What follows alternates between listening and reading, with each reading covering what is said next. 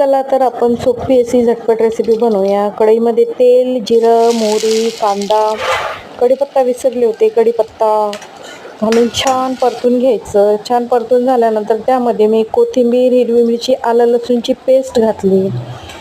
ती पेस्ट पण छान परतू द्यायची। छान परतून झाल्यानंतर त्यामध्ये घरातलेच मसाले घालायचे, मिरची पावडर, मीठ, हळद पावडर आणि धने पावडर।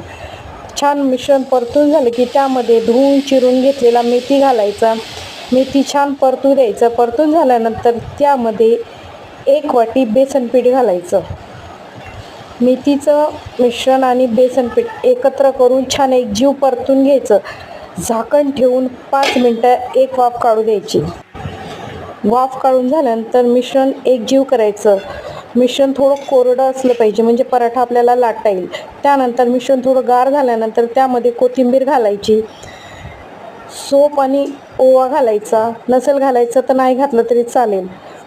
चपातीचं पीठ कसं मळतोय आपण पुरणपोळीला त्या प्रकारे पीठ मळून घेतलंय।